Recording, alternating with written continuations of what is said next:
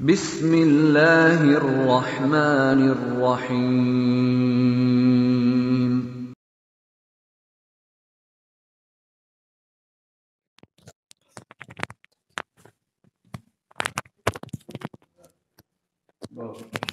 ایک باون بلند صلوات پڑھتے ہیں آپ لوگ میں۔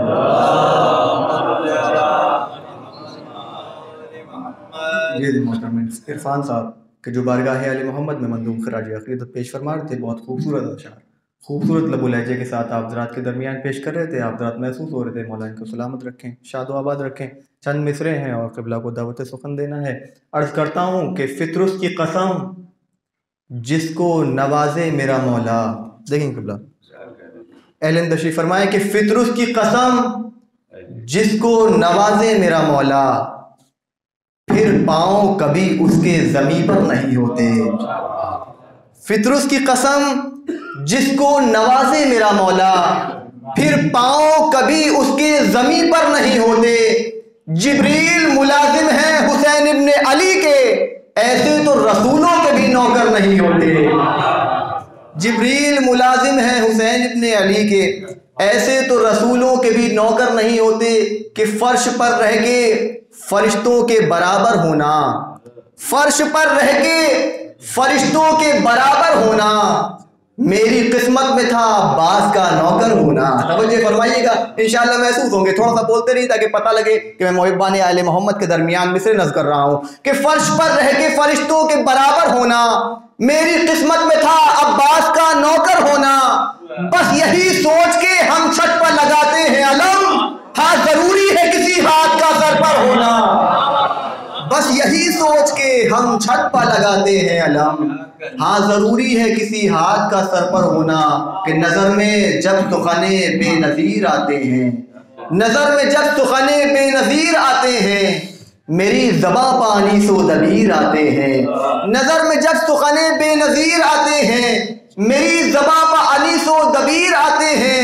یہ بزم عشق بناتی ہے میر اور مرزا۔ توجہ فرمائیں، یہ بزم عشق بناتی ہے میر اور مرزا، یہاں علی کی گلی کے فقیر آتے ہیں۔ یہ بزم عشق بناتی ہے میر اور مرزا، یہاں علی کی گلی کے فقیر آتے ہیں۔ یہ ممبروں کا تقدس ہے مجلسوں کا کمال، سنانے ہم بھی پیام غدیر آتے ہیں۔ یہ ممبروں کا تقدس ہے مجلسوں کا کمال، سنانے ہم بھی پیام غدیر آتے ہیں۔ کہ میری زبان سے خود اپنی منقبت سننے ہٹو بچو کے جناب امیر آتے ہیں۔ میری زبان سے خود اپنی منقبت سننے ہٹو بچو کے جناب امیر آتے ہیں۔ آئیے حضرات، میں انہی مصروں کے سائے میں بڑے ہی ادب و احترام کے ساتھ ملتمس ہوں، گزارش گزار ہوں، حجت الاسلام والمسلمین خطیب علی محمد علیہ السلام مولانا موسی رضا اللہ کی خدمت میں رونق افروز منبر ہوں، اپنی نورانی بیان سے مومنین قلوب کو منور فرمائیں۔ آپ حضرات ان کے استقبال میں مل جل کر ایک بلند ترین نعرہ حیدری عظمت محمد و آل محمد پر بلند ترین صلوات ارشاد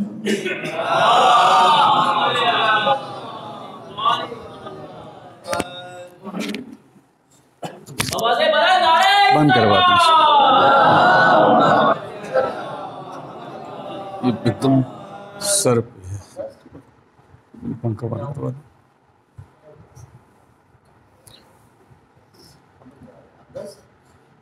ہاں اس کا ایک دم سر پہ ہے نا، اس میں سورۃ الفاتحہ۔ بسم اللہ الرحمن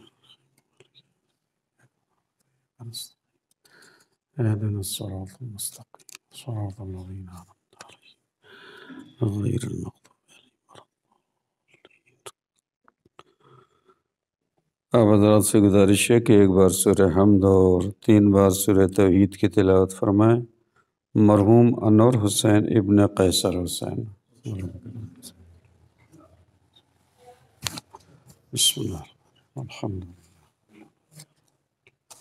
إياك نعبد وإياك نستعين صراط الذين أنعمت عليهم غير المغضوب عليهم ولا الضالين۔ بسم الله الرحمن بسم الله الرحمن الرحيم قل هو الله أحد بسم اللہ.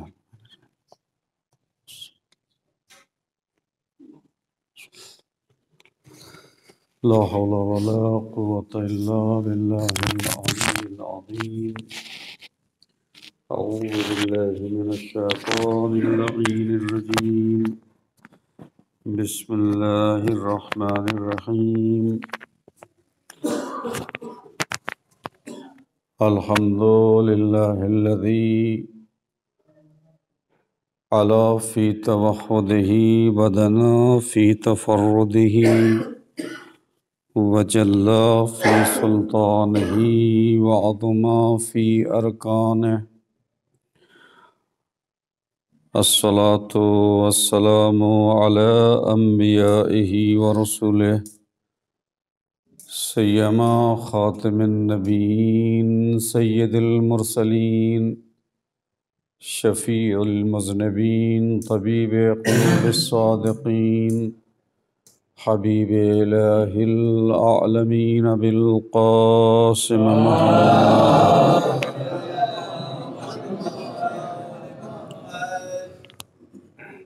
وآله الطيبين الطاهرين المعصومين المظلومين المنتخبين المنتجبين المطهرين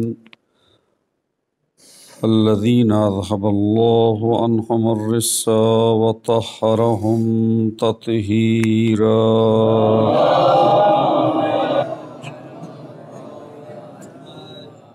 لا سيما بقية الله في الأرضين اللهم أجل له الفرج واللعنة الدائمة على أعدائهم أعداء الله. أما بعد فقد قال الله تبارك وتعالى وقوله الحق وهو أصدق الصادقين. بسم الله الرحمن الرحيم. كل نفس ذائقة الموت ونبلوكم بالشر والخير فتنة ثم إلينا ترجعون. ایک صلوات بیجئے محمد.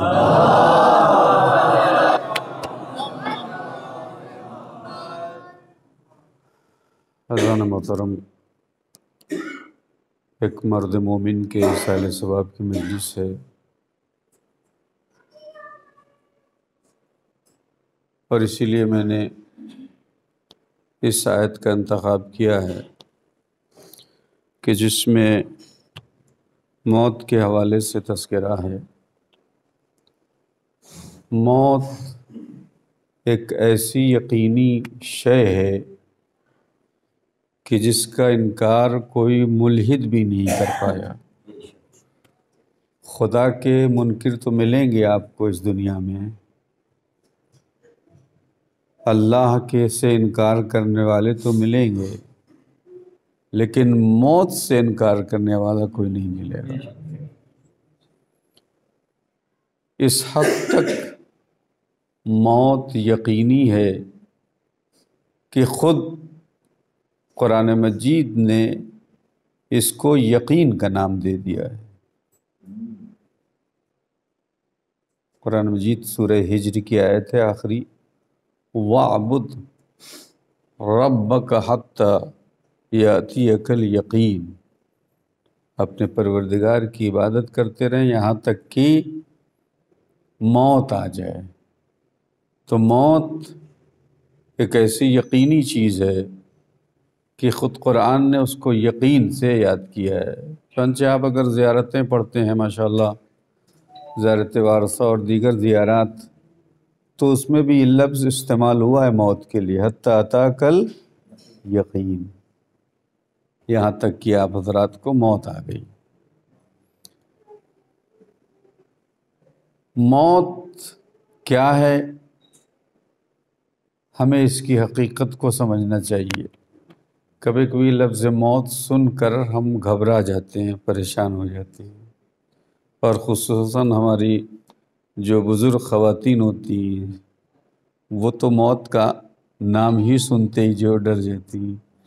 اور کبھی کبھی ایسی بھی خواتین ملتی ہیں کہ جو پسند ہی نہیں کرتی ہیں اگر موت کا تذکرہ شروع ہو جائے تو وہ فوراً کہتی ہیں نہیں یہ ساری باتیں بند کرو، موت کا تذکرہ نہ ہو، موت کی باتیں نہ ہو۔ لیکن موت، توجہ کیجیے گا، موت ہم جیسے سمجھتے ہیں، موت فنا کا نام نہیں ہے، موت ختم ہونے کا نام نہیں ہے، بلکہ موت جب نفس کے پاس آتی ہے تو خود فنا ہو جاتی ہے، توجہ کیجیے، خود فنا ہو جاتی ہے۔ چنانچہ موت کے حوالے سے بڑی اچھی جو ہے وہ تفسیر آیت اللہ جواد عاملی نے کی ہے اسی آیت کے ذیل میں۔ وہ کہتے ہیں کل نفس ذائقۃ الموت، ہم ترجمہ کیا کرتے ہیں کہ ہر نفس موت کا مزہ چکھے گا، کیا مطلب یعنی نفس فنا ہو جائے گا، یہی تو ہم کرتے ہیں نا ترجمہ، جبکہ یہ غلط ترجمہ ہے۔ یہ جو کہا جاتا ہے کہ ہر نفس موت کا مزہ چکھے گا، اور اس کے نتیجے میں ہم یہ سمجھتے ہیں کہ نفس مر جائے گا، نفس ختم ہو جائے گا، نفس تھوڑی ختم ہوگا۔ دیکھیے دو چیزیں ہوتی ہیں، ایک چکھنے والا اور ایک وہ چیز جس کو چکھی جا رہی ہے۔ ایک چکھنے والا ہے اور ایک ہے مذوق، یعنی جس کو چکھا جا رہا ہے۔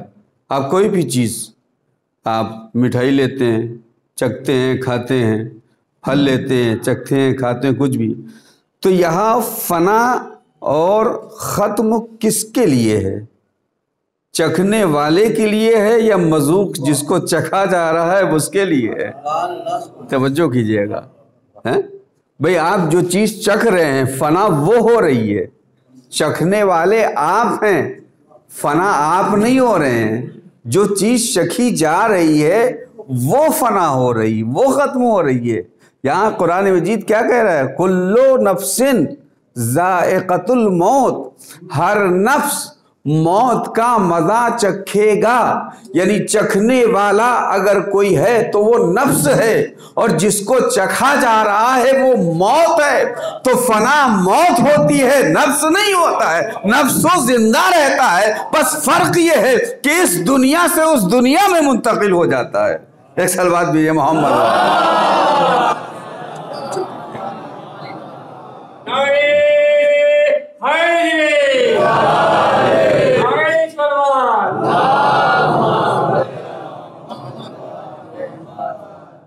نفس جو ہے وہ فنا نہیں ہوتا ہے، نفس زندہ رہتا ہے، نفس تو رہتا ہے، شکل بدل جاتی ہے۔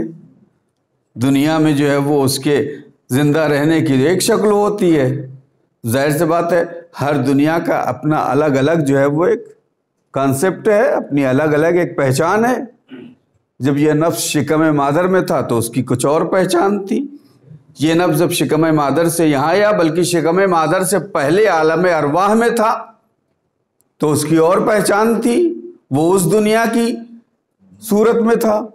رحم مادر میں آیا تو اس دنیا کی صورت میں آیا، اس دنیا میں آیا تو اس دنیا کی صورت میں آیا۔ اب اس دنیا کے بعد جب اس دنیا میں جائے گا تو وہاں کی صورت ہوگی، لیکن نفس کبھی فنا نہیں ہوگا، صورتیں بدلتی جائیں گی، یا یوں کہوں کہ لباس بدلتے جائیں گے، لیکن نفس وہی رہے گا۔ فنا کیا کون؟ فنا موت ہوگی۔ موت فنا ہونے کا مطلب کیا؟ کہ اب کبھی موت اس نفس کو نہیں آئے گی، اور اس کی دلیل ہے کہ اس موت کے بعد پھر نفس کو موت ہی نہیں ہے۔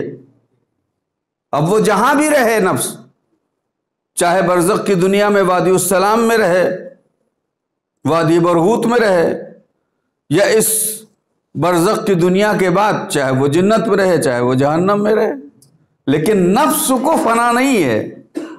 روح وہ تو رہے گی زندہ، اسے ختم ہونا نہیں ہے۔ ختم کیا ہو جاتی؟ یہ موت ختم ہو جاتی ہے، اس کو چکھ لیتا ہے نفس۔ توجہ، اس لیے عجیب عجیب تعبیریں ہیں احادیث معصومین میں موت کے لیے۔ کہیں کہا گیا ہے کہ موت یعنی گویا جیسے ایک گندا لباس ہے، اس کو بدل کے نیا لباس پہن لیں آپ، موت ایسے ہی ہے۔ انسان کے جسم پہ ایک لباس ہوتا ہے، اس مادی لباس، اس مادی دنیا کا۔ موت نے کیا کیا؟ اس مادی لباس کو بدل دیا، اخروی لباس پہنا دیا نفس کو۔ یا کئی تعبیر ہے، خود سید الشہداء امام حسن علیہ السلام کے کلام میں فرماتے ہیں وَمَا الْمَوْتُ إِلَّا الْقَنْطَرَةُ، موت نہیں ہے مگر صرف ایک پل ہے۔ آپ جب بیچ میں دریا ہو، ندی ہو، اس طرف سے اس طرف آپ عبور کرنا چاہیں، پار کرنا چاہیں تو کیا ہوتا ہے؟ پل کے ذریعے سے آپ ادھر سے ادھر پار کرتے ہیں راستہ۔ موت کیا ہے؟ موت یہی پل کا نام ہے۔ یہ ایک پل ہے، ایک رابطہ ہے کہ اس کے ذریعے سے آپ نے اس دنیا سے اس دنیا میں قدم رکھ دیا۔ اور اس موت کے لیے تو اب ہماری یہ فطرت ہے کہ بہرحال ظاہر سی بات ہے کہ انسان ہمارے ساتھ ایک طویل مدت تک رہتا ہے، 60 سال 70 سال تک، تب وہ جو محبت، وہ جو قربت ہوتی ہے تو اس کے جانے کے بعد انسان کا دل جو ہے وہ ظاہر سی بات ہے کہ دردمند بھی ہو جاتا ہے، آنکھوں سے آنسو بھی نکلتے ہیں۔ ورنہ حقیقت میں موت پہ رونے کی ضرورت نہیں، موت پہ ہنسنے کی ضرورت ہے، موت پہ مسکرانے کی ضرورت ہے۔ کیوں؟ اس لیے کہ یہ موت وہ بہترین رابط ہے کہ جو انسان کو اس کے حقیقی معشوق اور محبوب سے ملا دیتی ہے۔ توجہ کیجیے بھائی، کون ہے ہم اور آپ میں؟ کون ہے جو یہ نہیں چاہتا ہے کہ مولا علی کی زیارت کرے؟ کون ہے؟ کون مومن ہے جو یہ نہیں چاہتا ہے کہ ہم اپنے آقا حسین سے ملیں؟ کون نہیں چاہتا ہے کہ ہم اپنے امام حسن سے ملاقات نہ کریں؟ ہم پنجتن پاک سے، ہم 11 اماموں تک ہم کس سے نہ ملے؟ کون شیعہ ہے؟ ہر شیعہ کی یہی تمنا ہے، یہی تمنا ہے، اور انسان اسی تمنا میں جیتا ہے اور اسی تمنا میں اس دنیا سے جاتا ہے۔ علی سے ملاقات، علی کی محبت، حسین سے ملاقات، حسین کی محبت۔ تو یہ جو انسان کی تمنا ہے اور حقیقت میں یہی ہونا ہی چاہیے۔ ہماری تخلیق کا مقصد بھی اگر دیکھا جائے تو صرف اہل بیت ہیں، اس کے علاوہ کچھ نہیں ہے۔ تو یہی انسان کی ان کا ہدف اور اس کا مقصد ہونا چاہیے، اس کی تمنا ہوتی ہے۔ اور اس تمنا کو اگر کوئی چیز عملی جامہ پہنا سکتا ہے اس تمنا کو، وہ کون سی چیز ہے؟ وہ موت ہے۔ وہ موت ہے جو اس انسان مومن کی حقیقی تمنا کو عملی جامہ پہنا سکتی ہے۔ تو موت پہ رونے کی ضرورت کیا ہے؟ موت پہ حقیقت میں خوش ہونے کی ضرورت، استقبال کرنے کی۔ اور اسی لیے آپ دیکھیے جو سچے مومن ہیں، قرآن مجید نے ان کی تعریف کیا کی ہے؟ یہی تو کیا ہے کہ تم موت کی تمنا کرو۔ سچے مومن جو ہیں ان کے لیے یہی کہا گیا ہے کہ موت کی تمنا کرو۔ کیوں؟ اس لیے کہ موت تمہیں تمہارے امام سے ملا دے گی، موت تمہیں تمہارے نبی سے ملا دے گی، موت تمہیں تمہارے خدا سے ملا دے گی۔ اس سے بڑھ کر کیا ہوگا؟ انسان اسی لیے زندہ رہتا ہے کہ انسان اپنے اصلی محبوب، اپنے اصلی معشوق سے ملاقات کر لے۔ تو موت پہ رونے کی ضرورت نہیں ہے۔ ٹھیک ہے، وہ ایک فطری ہے، جذبہ ہوتا ہے کہ ہمارے درمیان ایک شخص رہتا ہے، ہمارے سر پہ ایک سایہ رہتا ہے، بزرگ ہیں اور جسے کہیے اتنے سالوں سے ہم ایک ساتھ رہتے ہیں، لہذا وہ جو فرقت اور جدائی ہوتی ہے اس کی وجہ سے انسان کے دل میں ایک درد اٹھتا ہے اور اس جدائی کی وجہ سے آنکھوں میں آنسو بھی آ جاتے ہیں۔ لیکن موت ایسی کوئی بھیانک چیز نہیں ہے، ایسی کوئی چیز نہیں ہے کہ جس سے انسان ڈرے۔ آپ جانتے ہیں کہ مومن کے لیے جو روایات میں ہیں، دیکھیے ملک الموت ہو سکتا ہے، غیر مومن کے لیے، منافق کے لیے، کافر کے لیے، مشرک کے لیے یقیناً اس وقت جب وہ منافق یا کافر یا مشرک کے پاس آتے ہوں تو ان کی ان کا چہرہ شاید بھیانک ہو، غضبناک ہو اور اس کو دیکھ نہ سکتے ہوں، لیکن جب مومن کی روح قبض کرنے کے لیے ملک الموت آتے ہیں تو روایات میں ہے کہ بہت ہی خوبصورت چہرے کے ساتھ آتے ہیں، بہت ہی خوبصورت چہرے کے ساتھ، وجیح چہرہ ہوتا ہے۔ روایات میں یہاں تک ہے کہ اپنے ساتھ جنت سے 2 پھول لاتے ہیں۔ ایک پھول جب مومن کو سنگھاتے ہیں اس کی خوشبو، تو مومن کا جو بھی تعلق اور وابستگی اس کی دنیا سے ہوتی ہے، دولت سے، اولاد سے، بیوی سے، بچوں سے، عزیزوں سے، یہ ایک پہلی بار جو پھول سنگھاتے ہیں تو یہ ساری وابستگی ختم ہو جاتی ہے، ساری وابستگی ختم ہو جاتی ہے۔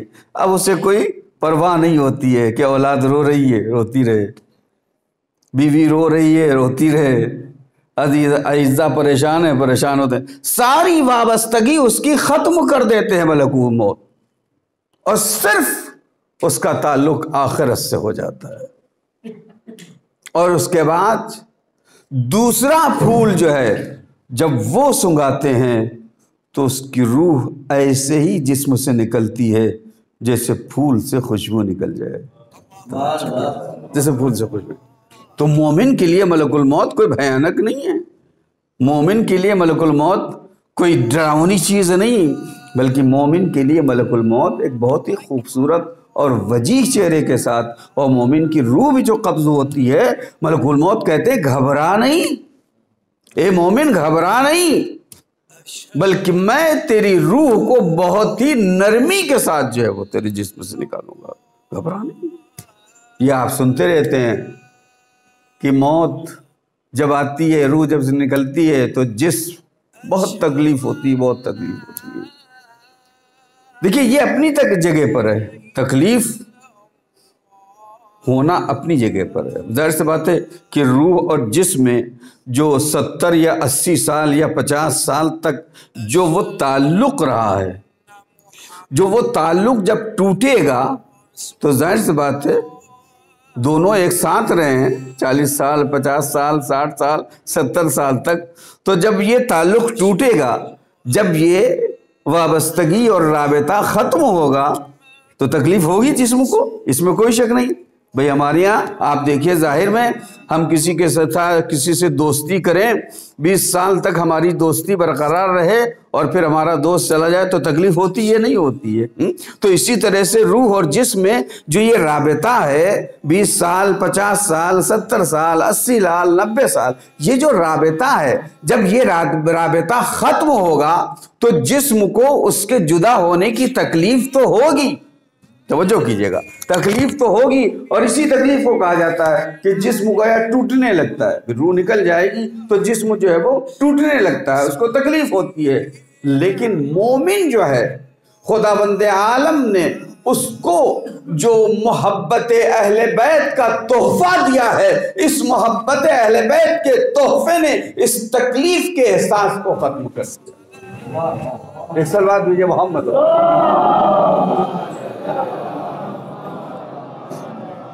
اور اس کی مثال جو ہے وہ قرآن مجید میں اگر آپ دیکھیں تو قرآن مجید میں اس کی مثال جو ہے وہ بہت ہی آسان ہے۔ آپ سورہ یوسف پڑھتے ہوں گے، اور سورہ یوسف، ایک صلوات بھیجئے محمد،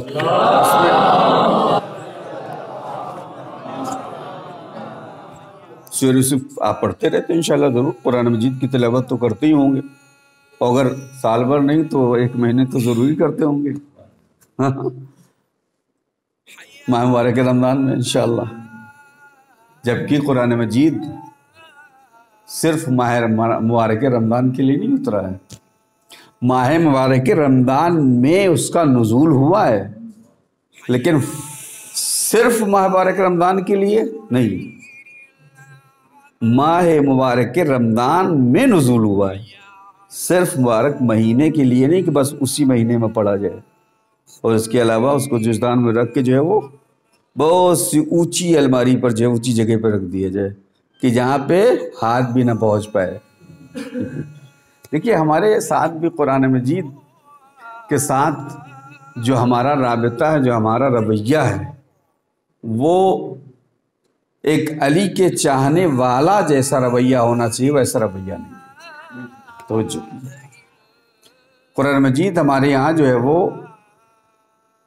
بہت زیادہ اگر کہا جائے تو یہی ماہ مبارک رمضان، یا بہت شاید معاشرے میں بہت کم ایسے لوگ ہوں جو ہر روز قرآن مجید کی تلاوت کرتے ہوں، جبکہ مولا کائنات کی حدیث ہے۔ توجہ کیجیے گا، ایک صلوات پڑھیں محمد۔ جو ایک باتیں میں آپ کے سامنے عرض کروں، قرآن مجید کے حوالے سے امیر المومنین علیہ السلام کی حدیث ہے کہ ہمارا شیعہ، ہمارا چاہنے والا وہ ہے جو ہر روز کم سے کم 50 آیتوں کی تلاوت کرے۔ توجہ کیجیے گا، یہ علی اپنے چاہنے والے اپنے شیعہ کی ایک پہچان بتا رہے ہیں۔ پہچان تو بہت سی ہیں، لیکن ایک پہچان، ایک نشانی کیا ہے کہ کم سے کم 50 آیتوں کی تلاوت کرے۔ ان 50 آیتوں کو اگر ہو سکے تو معنی کی ساتھ اس کی تلاوت کریں، قرآن مجید کے ساتھ۔ یقیناً یہ صحیح ہے کہ ایک فرقے نے جو ہے وہ اہل بیت کو چھوڑ دیا اور صرف قرآن کو لے لیا، لیکن ہم ان میں سے نہیں، ہم نے تو دونوں کو لیا ہے، ہم نے اہل بیت کو بھی لیا ہے، ہم نے قرآن کو بھی لیا ہے۔ لیکن قرآن مجید کے ساتھ ہمارا رویہ حقیقت دیکھیں اگر عدالت پہ مبنی نہیں ہے، ہم قرآن مجید کو بھی اپنی زندگی سے نکالے ہوئے ہیں۔ قرآن مجید کے حوالے سے مومن کی 3 ذمہ داریاں ہوتی ہیں۔ سب سے پہلی ذمہ داری ہے قرأت، صحیح قرآن مجید کا پڑھنا، یہ بہت بڑی ذمہ داری ہے۔ بات آ گئی، میں کہہ رہا ہوں بریکٹ میں جسے کہیے، سب سے پہلی ذمہ داری ہر مومن کی کیا ہے؟ صحیح تلفظ کے ساتھ قرآن مجید کو پڑھنا، اور اگر پورا نہیں پڑھ سکتا ہے تو کم سے کم اتنے سوروں کو صحیح قرأت اور تلفظ کے ساتھ سیکھیں کہ جو سورے ہم نماز میں پڑھتے ہیں۔ اس لیے کہ اگر صحیح قرأت نہیں ہے، صحیح تلفظ نہیں ہے تو ہماری نماز بھی صحیح نہیں ہوگی۔ البتہ اپنے امکان بھر، یہ نہیں مسئلہ کہتا ہے کہ آپ عرب بن جائیے، نہیں، اپنے امکان بھر جتنا ہمارے امکانات میں ہے کم سے کم ہم سوروں کو صحیح پڑھنا سیکھیں، یہ بہت ضروری ہے۔ اچھا، جو بزرگ حضرات ہیں، چلیے ٹھیک ہے، ان کا عمر نکل گئی، کافی عمر ہو گئی ہے، ٹھیک ہے، جیسے بھی وہ پڑھ سکتے ہیں کم سے کم پڑھیں۔ لیکن بچوں کے بارے میں تو سوچیں کہ ہم اپنے بچوں کو، اگر ہمیں ہمارے ماں باپ نے صحیح قرأت، صحیح تلفظ نہیں سکھایا، ٹھیک ہے، لیکن کم سے کم ہم اپنے بچوں کو صحیح قرأت اور صحیح تلفظ سے قرآن پڑھنا سکھائیں۔ یہ ہر مومن کی ذمہ داری، ہر اہل بیت کی ذمہ داری، اس لیے کہ سب سے پہلے قرآن مجید کا حق اگر کسی پر آتا ہے تو ہم اہل بیت کے چاہنے والوں پر آتا ہے، پھر کسی اور پر۔ اس لیے کہ قرآن مجید میں جتنی بھی آیات یا ایھا الذین آمنو کی ہیں، ان میں سب سے پہلے مخاطب ہم ہیں، پھر کوئی دوسرا ہے، پھر ہم، سب سے پہلے ہم ہیں۔ صاحبان ایمان ہم ہی ہیں، اہل بیت کے چاہنے والے ہی ہیں، اس کے علاوہ کوئی نہیں ہے۔ تو جہاں جہاں یا ایھا الذین آمنو آیا ہے، اس کا مطلب کیا ہے؟ یعنی آپ مراد ہیں، اللہ آپ سے مخاطب ہے، ہم سے مخاطب ہے۔ تو قرآن مجید کے اصل مخاطبین تو ہم ہیں، اہل بیت کے چاہنے والے ہیں، اور ہم ہی قرآن کو صحیح نہ پڑھیں، کتنی بڑی، جسے کہیے جو ہے وہ کتنا بڑا ظلم ہے قرآن مجید پہ کہ وہ ہم سے مخاطب ہے اور ہم ہی صحیح قرآن پڑھنا نہ سیکھیں۔ تو پہلی ذمہ داری صحیح قرآن پڑھنا۔ دوسری ذمہ داری ہر مومن کے قرآن سمجھنا، فہم قرآن اپنے امکان پر۔ ہم یہ نہیں کہتے ہیں کہ آپ عالم بن جائیے، مجتہد بن جائیے، لیکن اپنے امکان پر۔ ترجمے موجود ہیں، ہندی میں موجود ہیں، اردو میں موجود ہیں، انگلش میں موجود ہیں، جو جس زبان میں چاہے قرآن مجید کے آیتوں کا ترجمہ پڑھ سکتا ہے، اس کو بہرحال محکم جو آیتیں ہیں اس کو تو سمجھ سکتا ہے، متشابہ نہیں سمجھ سکتا ہے، لیکن محکم آیات کو تو سمجھ سکتا ہے۔ تو دوسری ذمہ داری کیا ہے؟ قرآن مجید کا سمجھنا۔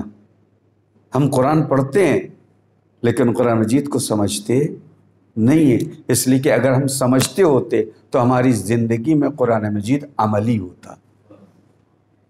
ہماری زندگی میں قرآن مجید عملی نہیں ہے، ہم صرف زبان تک جو ہے وہ قرآن تک رکھتے ہیں، بس زبان سے نیچے، حلق سے نیچے قرآن مجید تو اتر ہی نہیں پاتا ہے، صرف قرأت کرتے ہیں بس، اس کے علاوہ کچھ اگر کرتے ہیں تو توجہ کیجیے گا.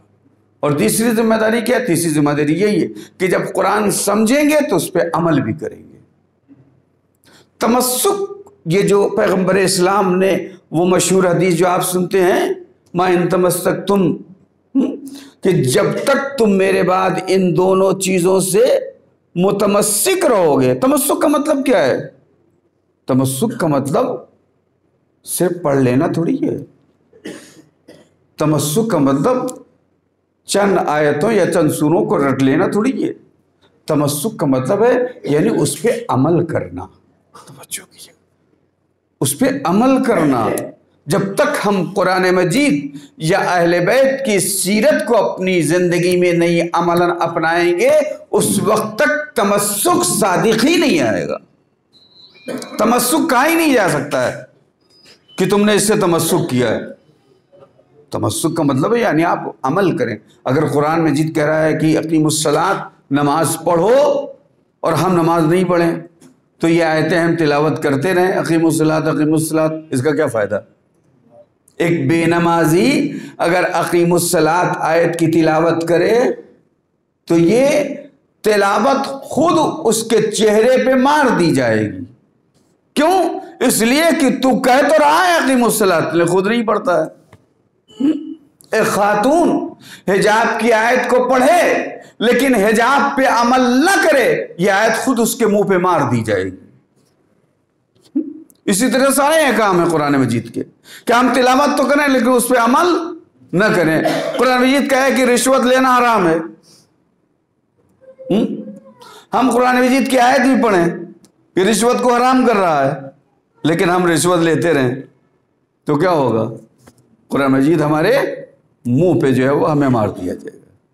جس طرح سے نمازیں انسان کی منہ پہ مار دی جاتی، اس طرح سے آیتیں بھی اس کے چہرے پہ، بے عمل کے چہرے پہ مار دی جائیں گی. تو تیسری ذمہ داری کیا ہے؟ عمل کرنا. جتنا بھی انسان سے ممکن ہو، یہ ساری ذمہ داریاں ہماری ہیں. ہم اہل بیت کے چاہنے والے، اہل بیت نے. اور آپ دیکھیے قرآن آخرت میں پیغمبر اسلام شکایت کریں گے، قال الرسول، رسول کیا کہیں گے؟ اے میرے معبود، میری اس قوم نے جو ہے قرآن کو مہجور کر دیا. اتخذوا هذا القرآن مہجورا، میری اس قوم نے قرآن کو مہجور کس کو کہتے ہیں؟ یعنی دور کر دینا. ہجرت سے بنا ہے. ہجرت کس کو کہتے ہیں؟ یعنی دور ہو جانا. آپ کسی شہر میں ہیں، وہاں سے ہجرت کر گئے، یعنی اس شہر سے آپ دور ہو گئے. مہجور یعنی دور ہو جانا. اے میرے معبود، میری قوم نے قرآن کو اپنی زندگی سے دور کر دیا تھا. کیا مطلب؟ آج تو قاری بہت ہیں، آج تو حافظ بہت ہیں. آپ دیکھیے حفاظ کی ایک جو ہے وہ قطار لگی ہوئی ہے، قاریوں کے قطار لگی ہوئی، لاکھوں قاری ہیں، لاکھوں حافظ ہیں، لیکن پھر بھی رسول شکایت کریں گے قیامت میں کہ میری قوم نے جو ہے وہ قرآن کو مہجور کر دیا، چھوڑ دیا، اپنی زندگی سے الگ کر دیا. کیا مطلب؟ یعنی قاری ہوں گے، حافظ ہوں گے، لیکن عمل کرنے والے نہیں. عمل کرنے والے نہیں. قرآن ہم سے چاہتا ہے کہ ہم قرآن پہ عمل کریں، عملی زندگی. تو بہرحال بات بیچ میں آ گئی. قرآن مجید سورہ یوسف کا واقعہ ہے. آپ جانتے ہیں کہ جب سورہ جناب یوسف اور زلیخا کے واقعات دوسری شہر کی عورتوں کو پتہ چلا تو وہ زلیخا کی ملامت کرنے لگی کہ یہ ایک شاہ مصر کی عورت جو ہے وہ ایک غلام پر جو فدا ہو رہی ہے. اچھا، اس نے بلایا ان عورتوں کو جو ملامت کر رہی تھی، اور سب کے ہاتھ میں ایک لیمو اور چاقو دے دیا، اور اس بعد کہا کہ دیکھو جب میں یوسف کو تمہارے درمیان سے نکالوں، گزاروں، تو تم لوگ چاقو سے لیمو کاٹنے لگنا. توجہ کیجیے گا. بات کہاں سے میں نے چھوڑی تھی کہ مومن، یہ جو روح جسم سے نکلتی ہے تکلیف ہوگی، اس لیے کہ وہ رابطہ جو ہے مضبوط رابطہ جب وہ ٹوٹے گا تو اس سے تکلیف تو ہوگی، لیکن مومن وہ ہے کہ جس کو احساس تکلیف نہیں ہوتی. کیوں نہیں ہوتا ہے؟ مثال قرآن مجید میں دی ہے کہ جب یوسف کو उन औरतों के सामने से गुजारा गया और उनसे कहा गया था कि जब यूसुफ तुम्हारे सामने से गुजरे तो नींबू जो है वो काटने लगना। और जब वो यूसुफ को देख, उनकी नज़र यूसुफ के चेहरे पे पड़ी और जब उन्होंने नींबू काटना शुरू किया तो नींबू तो अलग रहा, वो उंगलियां काट रही थी। लेकिन उंगलियां काटने के बावजूद भी जब तक यूसुफ सामने रहे उनको उंगली कटने की जो तकलीफ थी उसका एहसास नहीं हुआ। वो तो जब चले गए तब देखा कि अरे उंगलियां कट गई। तवज्जो कीजिएगा, यानी मतलब क्या है कि अगर कोई बहुत ही खूबसूरत चेहरा इंसान के सामने आ जाए और उसमें वो महव हो जाए, देखिए देखना अलग चीज है लेकिन उसमें गर्क होना ये अलग चीज है। अगर गर्क हो गया इंसान तो फिर गर्क होने के बाद अगर उसके अज़ो भी काट लिया जाए तो उसको तकलीफ का एहसास नहीं होता है। क्यों? मोमिन को मौत जब आएगी, रूह जब जिस्म से निकलेगी तो जिस्म को तकलीफ तो होगी, अजियत तो होगी, लेकिन एहसास तकलीफ क्यों नहीं होगा? इसलिए कि मोमिन का महबूब चेहरा जब उसके सामने होगा और जब उसमें गर्क हो जाएगा तो रूह निकल जाए लेकिन उसको एहसास तकलीफ नहीं। इस सलवात भेजे मोहम्मद, एहसास तकलीफ नहीं होगा। इसीलिए कहा जाता है कि मौत से डरने की ज़रूरत नहीं है। अइम्मा अहले बैत मौला कायनात की सिफत, वो जुमला आप सुनते रहते हैं, नजल बलागा में भी है कि अली इब्न अबी तालिब को मौत से वैसे ही लगाव है या वैसे ही प्यार है कि जैसे एक बच्चे को माँ की पिस्तान से होता है। मौत अली पे आ जाए या अली मौत पे जा पड़े। क्यों? इसी वजह से कि जो मौत की हकीकत को समझ जाएगा और मौत के जो है वो जो मानी है उसको समझ जाएगा, वो कभी मौत से घबराएगा नहीं, वो कभी मौत से डरेगा नहीं। और ऐसे वाक़यात बहुत से आपको मिले।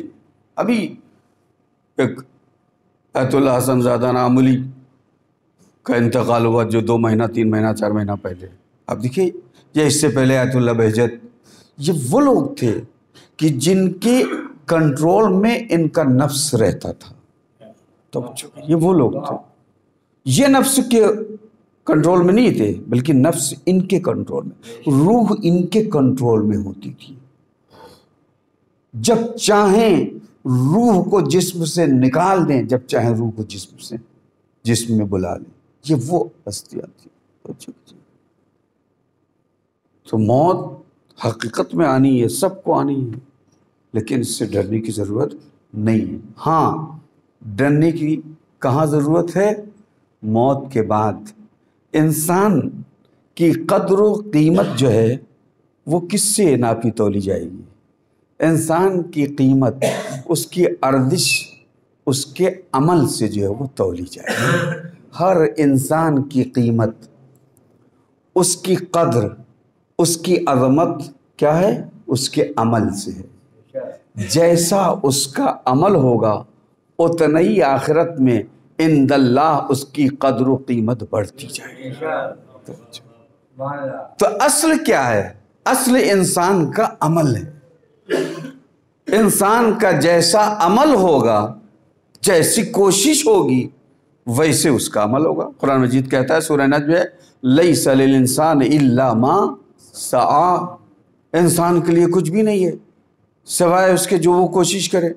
यानी इंसान का नतीजा इंसान को जो मिलेगा वो उसकी कोशिश के मुताबिक मिलेगा।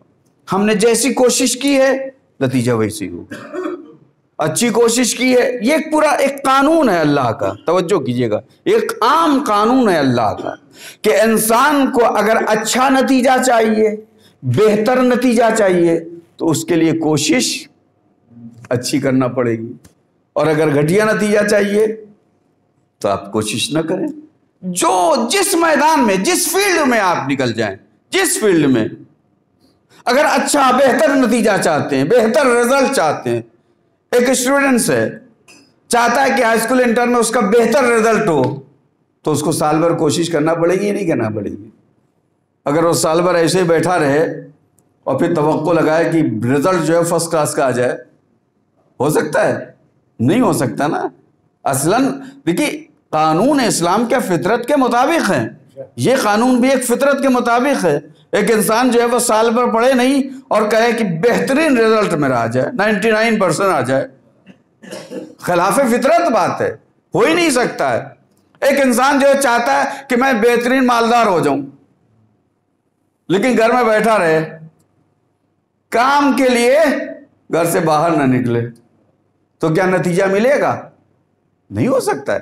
بھئی اگر آپ نتیجہ اچھا چاہتے ہیں تو اسی نتیجے کے مطابق آپ کو کوشش کرنا پڑے گی۔ دور ابتدا میں جو ہے، جیسے کہ اسلام کے ابتدائی دور میں جو بہت سے ایسے لوگ بھی تھے، زاہد، متقی، پرہیزگار اپنے کو کہتے تھے، لیکن چاہتے تھے کہ دنیا جو ہے وہ بغیر محنت کے مل جائے، بغیر کام کے ہم کو سب کچھ مل جائے۔ نہیں ہو سکتا ہے کہ بغیر کام کے سب کچھ مل جائے۔ آج ایک تصور ہمارے یہاں معاشرے میں یہ بھی ہے کہ ہم کرنا کچھ نہیں چاہتے اور چاہتے ہیں مالدار ہو جائیں، چاہتے ہیں پیسے والے ہو جائیں، اور پھر جب وہ جو محنت کرتا ہے اور محنت سے پیسہ کماتا ہے اس کو دیکھ کے پھر حسد شروع ہو جاتا ہے نا؟ بھئی آپ حسد کیوں کر رہے ہیں اس سے؟ اگر خدا اس کو دے رہا ہے تو اس کی محنت کی وجہ سے دے رہا ہے۔ یہ دنیا کا قانون ہے، یہ مسلمان مومن اور کافر سے مشروط نہیں ہے کہ مومن جو ہے وہ کرے گا محنت جو ہے وہ تو میں کافی محنت کرے اس کو نہ ملے، نہیں، یہ کام قانون ہے، دنیا میں سسٹم ہے، نظام ہے دنیا کا۔ جو کوشش کرے گا، جو محنت کرے گا، کافر بھی محنت کرے گا دنیا میں تو اس کو ملے گا، اور مومن اگر کاہل رہے گا تو اس کو نہیں ملے گا، سستی کرے گا نہیں ملے گا۔ توجہ کیجئے، یہ عام قانون ہے۔ اب مصیبت یہ ہے کہ ہم بہتر سے بہتر نتیجہ تو چاہتے ہیں، رزلٹ تو چاہتے ہیں بہتر سے بہتر، لیکن کام نہیں کرنا چاہتے ہیں، کوشش نہیں کرنا چاہتے۔ دنیا کے معاملات میں لے لیجئے، یہی حال ہے ہمارا کہ بہتر سے بہتر جو ہے ہم چاہتے ہیں رزلٹ ہو۔ ہم چاہتے ہیں کہ ہم شیعہ ہوں، کیسے شیعہ ہوں؟ سلمان فارسی جیسے، ہوتا ہے نہیں؟ چاہتے ہیں، آرزو ہماری سب کی وہی ہوتی ہے کہ جو سلمان کا رتبہ ہے وہی ہمیں بھی مل جائے، جو ابوذر کا رتبہ ہے وہی ہمیں بھی مل جائے، سب کی یہ تمنا ہوتی ہے۔ لیکن بھیا ابوذر اور سلمان ایسے ہی تو ابوذر اور سلمان بن گئے، ایسے ہی تھوڑی بن گئے، کوئی محنت کی انہوں نے کوشش کی ہوگی اہل بیت کی اطاعت میں، تب اس منزل پہ پہنچے ہیں۔ تو اگر ہم بھی وہاں پہنچنا چاہتے ہیں تو ہم کو بھی ویسی اطاعت کرنا پڑے گی، ہم کو بھی ویسے ہی جو ہے اسی راستے پہ چلنا پڑے گا۔ نہیں کہ ہم اپنے گھر پہ بیٹھے نہیں، ہم تو اہل بیت کی کوئی بات مانیں گے نہیں، لیکن چاہیں رتبہ سلمان جیسا، چاہیں رتبہ میثم تمار جیسا، تو کیسے ہو سکتا ہے؟ نہیں ہو سکتا ہے۔ دیکھیے یہ قانون ہے، اللہ نے کیا کہا، لیس للانسان الا ما سعی، انسان کے لیے وہی رزلٹ ہوگا، وہی نتیجہ ہوگا جیسی وہ کوشش کرے گا، جیسی وہ کوشش کرے، دنیا کے معاملات میں بھی، آخرت کے معاملات میں بھی، دونوں میں۔ دنیا کے معاملات میں بھی آپ کام کریں گے تو اللہ برکت دے گا، بڑھ دے گا، بڑھا دے گا، لیکن آپ کام ہی نہ کریں، ہم کام ہی نہ کریں، بیٹھے رہیں، اپنی ذمہ داری پوری نہ کریں، تو پھر اللہ کہاں سے دے گا؟ یہی ہے آخرت میں۔ آخرت اور دنیا کا یہ سسٹم ایک ہی ہے۔ اگر آپ چاہتے ہیں آخرت میں بلند درجات، بلند درجات، تو اس کے لیے دنیا میں کوشش کرنا پڑے گی، محنت کرنا پڑے گی، لیکن ہماری فکر کیا ہے؟ اور ایسے ہی فکر دی جا رہی ہے، ایسی فکر دی جا رہی ہے کہ کچھ کرو نہیں، اب اطاعت کی کیا ضرورت ہے، نماز کیا ضرورت ہے، اہل بیت تو ہی بخشوا دیں گے، یہی تو فکر دی جا رہی ہے نا، کہ نماز پڑھنے کی ضرورت نہیں ہے، روزہ رکھنے کی ضرورت نہیں ہے، یہ سب جو ہے وہ مولویوں کی جو ہے وہ خمس و زکوٰۃ، یہ سب مولویوں کا کام ہے، ہاں یہ سب آپ کو بہکاتے ہیں۔ جب آپ اہل بیت کے ماننے والے ہیں تو جنت آپ کی پکی ہے ہی ہے، ضرورت کیا ہے کام کرنے کی، ضرورت کیا عمل کرنے کی۔ دیکھیے اہل بیت نے صاف صاف یہ بات کہہ دی ہے کہ ہمارا کوئی رشتہ اللہ سے نہیں ہے۔ یہ نہ سمجھیے گا کہ وہاں جو ہے وہ پارٹی بازی چلے گی، دنیا میں پارٹی بازی تو ہو سکتی ہے، یہاں تو پارٹی بازی ہو سکتی ہے کہ بھئی ہماری پارٹی کا ہے، جو کچھ بھی کرے کوئی بات نہیں، ہماری پارٹی کا ہے لہذا اس پر کوئی کیس نہیں چلے گا، لیکن اگر مخالف پارٹی کا ہے تو کچھ بھی نہ کرے لیکن کیس رکھا جائے گا اس پہ، ہے نا. لیکن وہاں آخرت میں کچھ نہیں چلے گا، وہاں پارٹی بازی چلے گی نہیں. وہاں تو دیکھا جائے گا نام ہے اعمال. اگر تم ہمارے چاہنے والے ہو، بھائی تم ہمارے شیعہ ہو نا، تو کم سے کم تمہارے اعمال ہمارے عمل سے ملنے چاہیے. توجہ کیجیے، یہ جو کہا گیا علی میزان الایمان میزان العمل، آپ زیارت میں پڑھیے مولا کائنات کو کیا گیا ہے کہ وہ میزان ہے. میزان کا مطلب کیا؟ ترازو ہے. ترازو کیا مطلب؟ کہ وہاں کوئی ترازو رکھا ہوگا، کوئی پیمانہ رکھا ہوگا، وہاں تولا جائے گا. نہیں، میزان کا مطلب کیا ہے؟ دیکھیے میزان الگ الگ طریقے کے ہوتے ہیں، الگ الگ طریقے کے. آپ گیہوں تولیں گے اس کا ترازو اور ہے، آپ بھوسا تولیں گے تو اس کا ترازو اور ہے، آپ سونا تولیں گے تو اس کا ترازو اور ہے، آپ پانی جو برستا ہے اس کو ناپیں گے تو اس کا ترازو اور ہے. ہر ایک کا میزان الگ الگ ہے. قیامت میں علی جو میزان عمل کہے گئے، کیا مطلب؟ یعنی ہر ایک انسان کے عمل کو علی کے عمل سے ملایا جائے گا. علی کے عمل سے ملایا جائے گا. جس کا عمل جتنا مطابق ہوگا علی سے اتنا ہی وہ کامیاب کہلائے گا. اور اگر علی کے عمل سے ہمارا عمل ملتا ہی نہیں ہے، دیکھا ہم یہ نہیں کہتے ہیں کہ علی جیسے ہو جائیں، ہم یہ نہیں کہتے ہیں کہ علی جیسے ہم عمل کرنے لگے، ہم یہ نہیں کہتے ہیں. امام نے بھی ایسا کوئی تقاضا نہیں کیا ہے. توجہ کیجئے گا، امام نے کوئی ایسا تقاضا نہیں کیا ہے کہ تم ہمارے جیسے ہو جاؤ یا تم ہمارے جیسا عمل کرنے لگو. ہم جو کی روٹی کھاتے تھے تم بھی سوکھی جو کی روٹی کھانے. نہیں، ایسا نہیں. امام نے ایسا کوئی ہم سے تقاضا نہیں کیا. امام نے بس اتنا کہا ہے کہ جس راستے پہ ہم چل رہے ہیں تم بھی اسی راستے پہ چلتے رہو، بھلے چال دھیمی ہو لیکن چلو اسی راستے پہ. ایک صلوات بھائی محمد والا.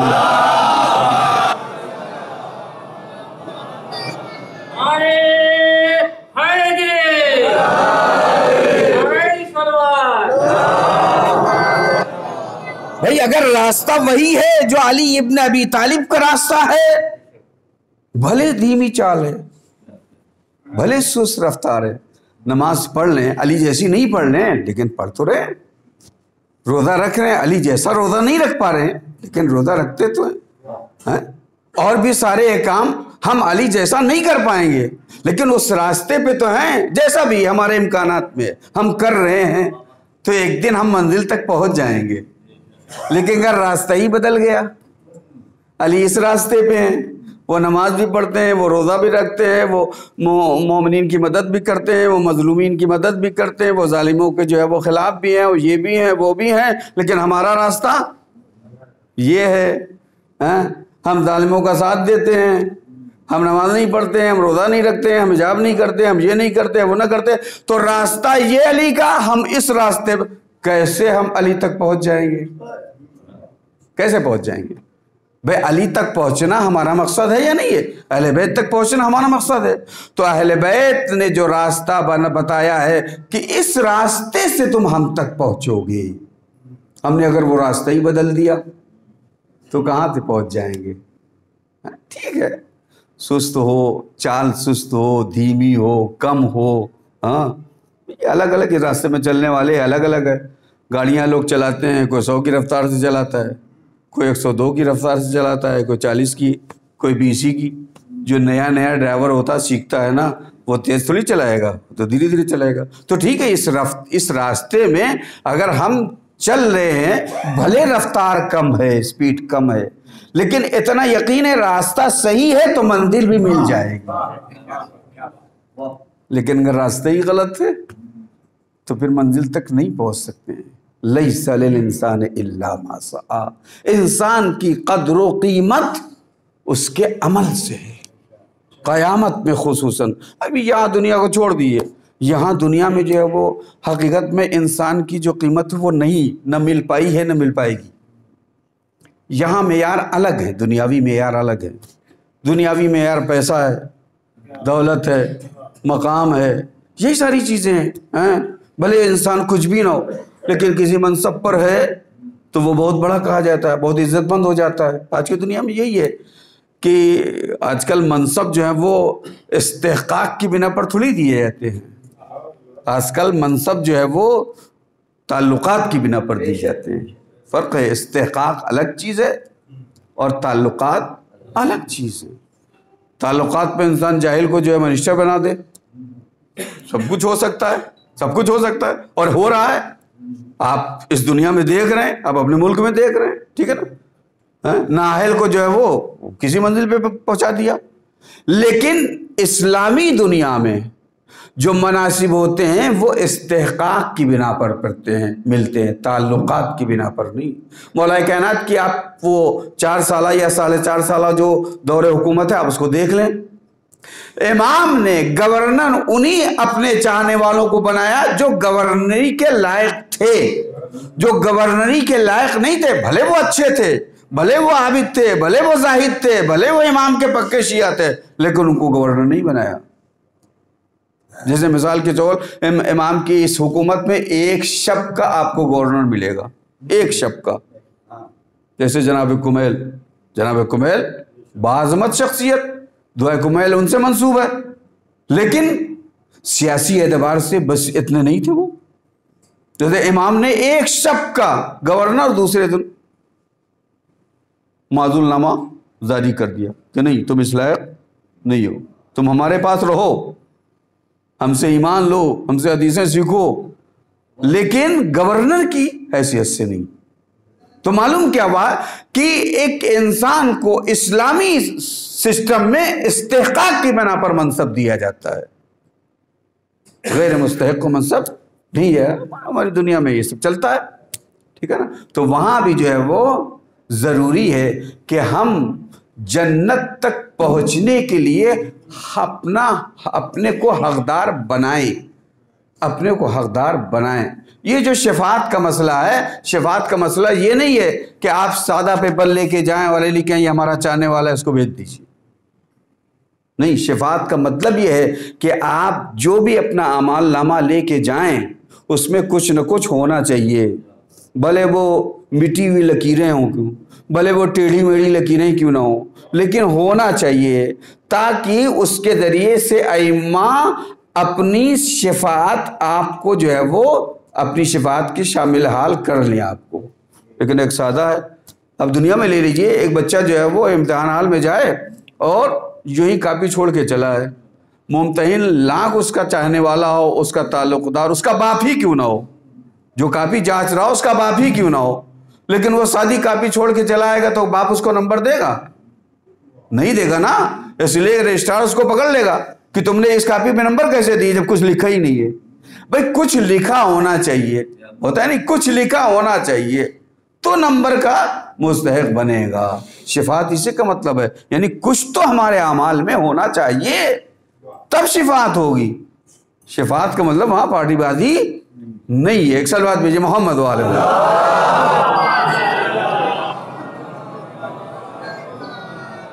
باتیں بہت تھیں لیکن وقت جو ہے وہ 10 منٹ رہ گیا. 12:30 بجے یہاں نماز ہوتی ہے, 10 منٹ. میں ایک واقعہ بتاؤں. دیکھیے انسان کی قیمت کیسے جو ہے وہ ظاہر ہوتی ہے, انسان کو وہاں مقام کس پہ ملتا ہے, عمل کے. ایک واقعہ بہت ہی مختصر کر کے میں بیان کر رہا ہوں. نوروز کے دن جو ہے وہ ایران میں یہ ہوتا ہے کہ لوگ شہداء کے گھر جاتے ہیں, مبارکبادی دیتے ہیں. ایک علماء کا 2-3 آدمی جو ہے ساتھی وہ اپنے رشتہ دار کے یہاں کسی کے یہاں جو ہے وہ مبارکبادی دینے گئے, اور ان رشتہ دار کا گھر شہر سے باہر قبرستان کے قریب تھا. یہ واقعہ جو آیت اللہ غیب نے بھی لکھا ہوا ہے اور بھی دوسرے علماء نے بھی لکھا ہے, معتبر واقعہ ہے. تو جب یہ لوگ اپنے رشتہ دار کے گھر گئے, وہ رشتہ دار وہ کہیں اور گئے تھے, کسی اور کے ملنے گئے تھے.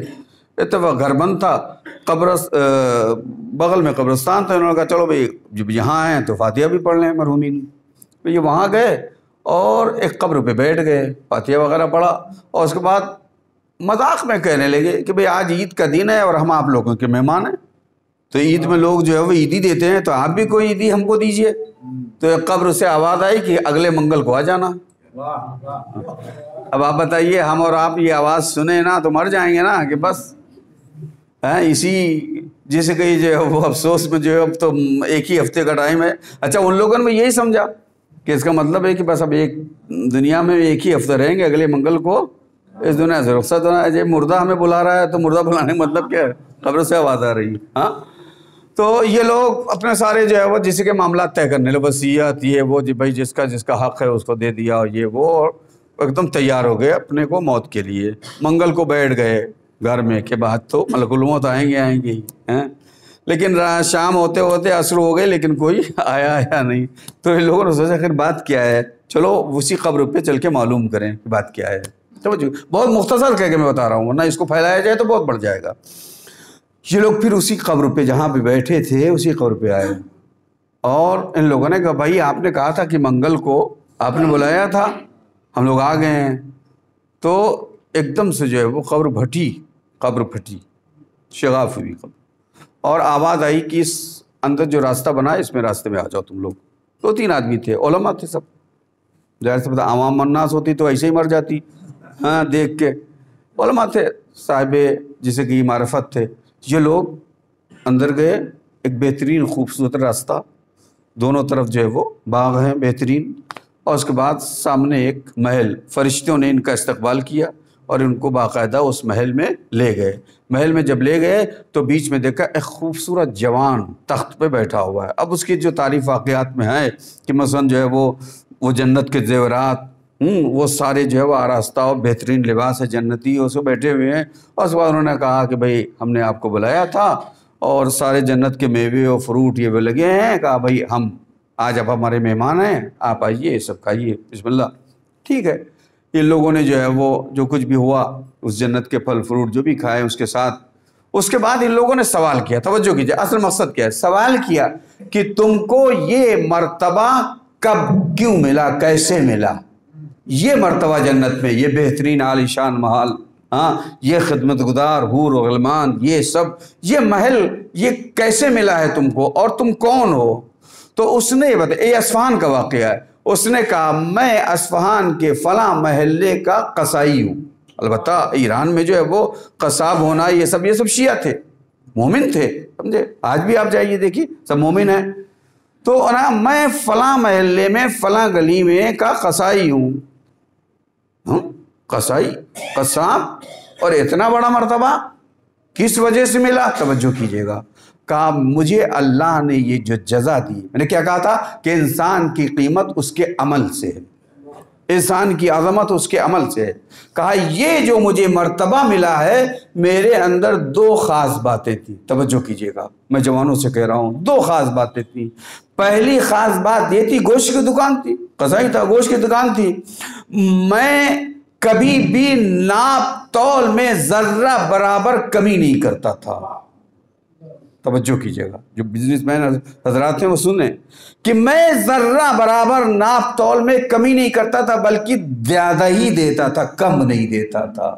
آج کا ہمارے نا وہ داڑھی مار لینا ہے نا، یہ نہیں تھا، جو وزن میں بلکہ زیادہ ہی، 100 گرام ہے تو 1-2 گرام اور آگے زیادہ ہی دے دیا۔ ایک خصوصیت کہ ناپ تول میں کبھی ہم نے خیانت نہیں کی، اور دوسری صفت یہ تھی کہ ادھر اذان شروع ہوئی، اگر ترازو میں گوشت ہے تول رہا ہوں، میں وہیں پہ اس کو چھوڑ دیتا تھا، گراہک سے کہتا تھا پہلے نماز پڑھوں اس کے بعد تم کو سودا دوں۔ توجہ کیجئے گا، یعنی 2 صفتیں، ان 2 صفتوں کی وجہ سے اللہ نے اسے آخرت میں یہ مرتبہ دیا، ایک ناپ تول میں خیانت نہیں، اور دوسرے نماز کو اول وقت ادا کرنا۔ توجہ کیجئے گا، تو یہ انسان کی قدر و قیمت جو ہے اس کے عمل سے ہوتی ہے۔ ہم جتنے باعمل ہوتے جائیں گے اتنا ہی ہمارا معیار اللہ کی نظر میں ہماری قیمت بڑھتی جائے گی۔ عزیزان محترم، کربلا میں آپ دیکھیں، اب دیکھیں کبھی کبھی ہمارے یہاں ممبروں سے جو ہے وہ عبادتوں کی، نمازوں کی توہین ہونے لگتی ہے، اور خدا ایسے ذاکروں سے بچائے آپ کو۔ کبھی کہتے ہیں کہ نماز کیا بیچتی ہے، کبھی کہتے ہیں کہ جس سجدے میں ہمارے 2 اماموں کی شہادت ہوئی ہم اس نماز کو کیا پڑھیں، ایسے جملے، خدا کی قسم۔ لیکن حسین کے ساتھ جو کربلا میں تھے آپ دیکھیے، ان کے بارے میں معلوم ہے نا، شب عاشور مقاتل کے جملے ہیں کہ حسین کے خیمے سے ایسے آواز آ رہی تھی تسبیح و تہلیل کی جیسے شہد کی مکھیاں بن بنا رہی، پوری رات پوری رات حسین اور حسین کے اصحاب اور عزیزوں نے عبادت میں بسر کیے. امام نے اسی لیے یہ رات مانگی تھی. واللہ یعلم انی احب الصلاۃ وتلاوت القرآن والدعاء. امام کا یہ جملہ ہے کہ اللہ جانتا ہے میں کیوں لے رہا ہوں یہ مہلت. ایک رات کی مہلت اس لیے لے رہا ہوں، خدا جانتا ہے کہ میں نماز سے محبت کرتا ہوں. یعنی محبوب حسین اگر کوئی عمل ہے وہ نماز ہے، محبوب حسین اگر کوئی عمل ہے وہ تلاوت قرآن ہے، محبوب حسین اگر کوئی عمل ہے تو وہ دعا اور مناجات ہے، اللہ سے گفتگو کرنا، اللہ سے رات و نیاز کی باتیں کرنا. یہ اسی لیے آپ نے رات ایک شب کی مہلت لی تھی. اور پھر اب آئیے ظہر عاشورہ. دیکھیے ظہر کے وقت کا تعین کرنا، آج ہمارے پاس جو ہے وہ سارے پیمانے موجود ہیں، ہم جو ہے وہ یہ سب وقت معین کر دیتے ہیں اور کیلنڈر بھی آ جاتا ہے کہ اتنے وقت زوال ہوگا. لیکن اس دور میں ایسی کوئی چیز نہیں تھی، اور ظہر کے وقت کا تعین کرنا یہ بہت ہی مشکل کام ہوتا تھا. زوال توجہ کیجیے. لیکن اب آپ بتائیے کہ حسین کے اصحاب کتنے بامعرفت تھے، کتنی دقیق نظر رکھتے تھے کہ ادھر زوال ہوا، ادھر امام کا صحابی امام کی خدمت میں آ جاتا ہے. مولا یہ آخری نماز چاہتا ہوں آپ کے ساتھ عطا. میں ایک سوال کرتا ہوں، امام حسین السلام ظہر کی نماز جو ہے وہ خیمے میں پڑھ سکتے تھے، اس لیے کہ بہت سے خیمے خالی ہو گئے تھے. بھئی جو جنگ مغلوبہ ہوئی اس میں کم سے کم 50 بلکہ اس سے بھی زیادہ بتائے جاتے ہیں، لیکن کم سے کم 50 صحابی جو ہے وہ درد شہادت پہ فائز ہو چکے تھے، تو بہت سے خیمے خالی ہو گئے تھے. امام حسین چاہتے تو خیمے میں نماز ادا کر لیتے، سکون سے نماز ادا کرتے. لیکن امام حسین نے میدان کربلا میں کیوں نماز جماعت قائم کی؟ کبھی آپ نے اس پہ سوچا ہے؟ حسین نماز پڑھ نہیں رہے تھے بلکہ نماز کو قیامت تک کی قائم کر رہے تھے. میسج دے رہے تھے کہ دیکھو میرے چاہنے والوں، جو حسین تیروں کی بوچھار میں جو ہے وہ میدان کربلا میں جو ہے وہ نماز پڑھ رہا ہے، کیا اگر تم اس کے چاہنے والے ہو اور نماز چھوڑ دو تو یہ تمہارا جو ہے وہ تم ہمارے چاہنے والے نہیں کہلا سکتے ہو. امام حسین نے پیغام دیا ہے، اور امام حسین نے وہ ظہر کی نماز عجیب انداز عجیب شان سے ادا کیے. ایک صحابی ادھر ہے، ایک صحابی ادھر ہے، جو تیر آ رہے ہیں وہ اپنے سینے پہ لے رہے ہیں. اللہ زہیر سعید اللہ.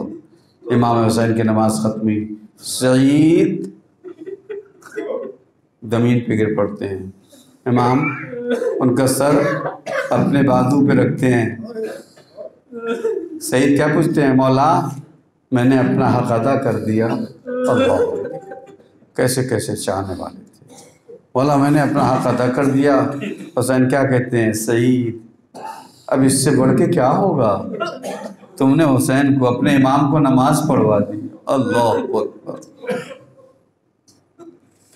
نوجوانوں، میرے دوستوں، میرے عزیزوں، کوشش کریں نماز زندگی میں ترک نہ ہونے پائے. یہ حسین کے محبوب چیز ہے، حسین کا محبوب. اللہ اکبر.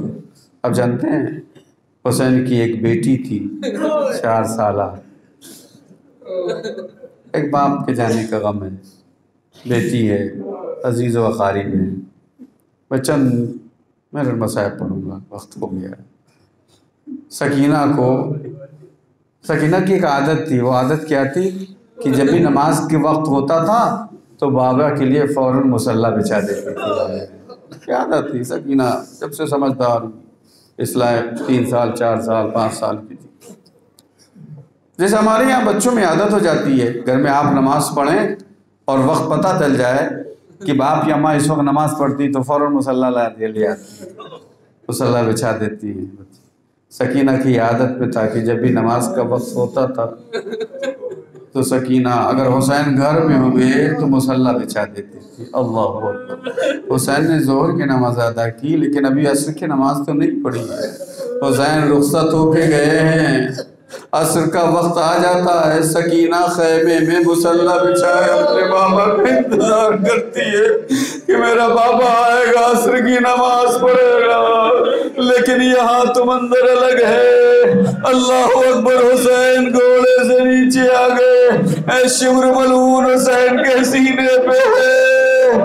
اللہ اللہ، حسین کا سر قلم کر دیا، حسین کا گھوڑا حسین کے خون سے اپنی پیشانی کو رنگین کر کے ایک مرتبہ در خانہ پہ آتا ہے، آواز دیتا ہے، سکینہ دوڑ کے آتی ہے، میرا بابا آ گیا عصر کی نماز پڑھنے کے لیے۔ خدا نہ کرے کوئی بچی اس حالت میں دیکھے۔ اب جو سکینہ خانے کے در پہ آئی، کیا دیکھا؟ بابا کا گھوڑا پیشانی خون سے رنگین ہے، زین ڈلی ہوئی ہے۔ سکینہ بابا کے گھوڑے کے پہلو سے لپٹ گئی۔ عزادار و سکینہ نے کیا سوال کیا ہے؟ ایک سوال بچی نے کیا ہے، اے میرے بابا کے گھوڑے، یہ تو بتا دے کہ میرا بابا شہادت کے وقت پیاسا تھا، اسے پانی مل گیا۔ ایک بچی کا باپ کے لیے یہ درد تھا کہ میرا بابا پیاسا ہے، میرے بابا کو آخری وقت میں پانی ملا کے۔ وَسَيَعْلَمُ الَّذِينَ ظَلَمُوا أَيَّ مُنقَلِبٍ يَنقَلِبُونَ اِنَّا لِلَّهِ وَإِنَّا إِلَيْهِ راجعون۔ پڑھنے والے تجھے واسطہ ہے محمد وآل محمد، ہماری اس عبادت کو قبول فرما، اس کا ثواب مرحوم کی روح کو ایصال فرما۔ معبود جہاں جہاں بھی اہل بیت کے چاہنے والے، ان کی جان و مال، عزت و آبرو کی حفاظت فرما۔ دشمنان اسلام، دشمنان تشیع جہاں جہاں بھی ہیں، اگر اصلاح کے لائق نہیں ہیں تو انہیں ذلیل و رسوا فرما، ان کی سازشوں کو ناکام کر دے۔ پرچم اسلام، پرچم تشیع کو سر بلند فرما، مقدس مقامات کی حفاظت فرما، مراج اکرام کی حفاظت فرما، خصوصاً رہبر معظم آیت اللہ خامنئی، آیت اللہ العظمیٰ غیثی ثانی اور دیگر مراجع کی حفاظت فرما۔ معبود تجھے واسطہ ہے محمد و آل محمد، سید مقامت سید نصر اللہ کی تقویت فرما۔ معبود تجھے واسطہ ہے محمد و آل محمد، ہمارے گناہوں کی مغفرت فرما۔ معبود ہمیں ویسا بنا دے جیسا اہل بیت ہمیں دیکھنا چاہتے ہیں۔ معبود ہمارے نوجوانوں کو، ان کے ایمان کو آخری دم تک صحیح و سلامت فرما۔ معبود تجھے واسطہ ہے محمد و آل محمد، ہمارے امام کو ہم سے راضی و خوشنود فرما، ہمارے امام کے ظہور میں تعجیل فرما، ہم سب کو اصلاح بنا کہ امام کیا معنی انسان میں شمار۔ ایک بار سورہ حمد کی تلاوت فرمائیں۔ سید انور حسین